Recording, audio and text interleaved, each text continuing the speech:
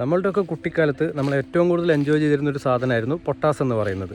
ഇത് കണ്ടില്ലേ, ഇത്രയും പൊട്ടാസ് നമ്മൾ കഴിഞ്ഞ വിഷുവിന് വാങ്ങിയതിൻ്റെ ബാക്കിയാണ്. പല ആൾക്കാർക്കും സംശയമുണ്ട് പൊട്ടാസിനകത്ത് എന്താണ് നടക്കുന്നത്, എങ്ങനെയാണിത് പൊട്ടുന്നതെന്നുള്ളത്. നമ്മളിന്ന് അതിൻ്റെ കെമിസ്ട്രിയാണ് സംസാരിക്കാൻ പോകുന്നത്. പൊട്ടാസ് എന്ന് പറയുന്നത് രണ്ട് പേപ്പർ പീസിൻ്റെ ഇടയിൽ നമ്മൾ ആ പറഞ്ഞ മിക്സ്ചർ സാൻഡ്വിച്ച് ചെയ്ത് വെച്ചിരിക്കുന്ന ഒരു സംഗതിയാണ്.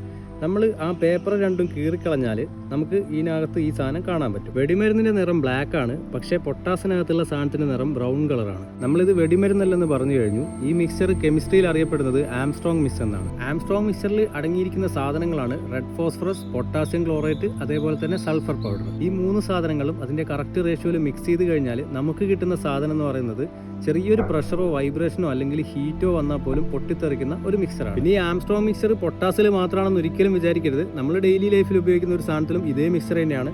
വേറൊന്നുമല്ല, നമ്മുടെ തീപ്പെട്ടിയാണ്. ഈ കാണുന്ന തീപ്പെട്ടി കൊള്ളിയിലുള്ളത് പൊട്ടാസ്യം ക്ലോറേറ്റും നമ്മൾ ഈ സ്ട്രൈക്ക് ചെയ്യുന്ന ഈ ഭാഗത്തുള്ളതാണ് റെഡ് ഫോസ്ഫറസ് എന്ന് പറയുന്നത്.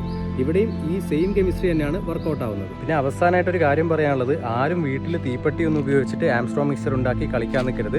യൂട്യൂബിൽ ഇഷ്ടം പോലെ വീഡിയോസ് ഉണ്ട്, അത് വെച്ച് പടക്കം ഉണ്ടാക്കാം മറ്റതുണ്ടാക്കാം എന്നൊക്കെ പറഞ്ഞിട്ട്. അത് ഒരു തീയും ഇല്ലാതെ സ്വന്തമായിട്ട് പൊട്ടാൻ പോകുന്ന ഒരു മിക്സറാണ്. ഭയങ്കര ഡേഞ്ചറസ് ആണ്.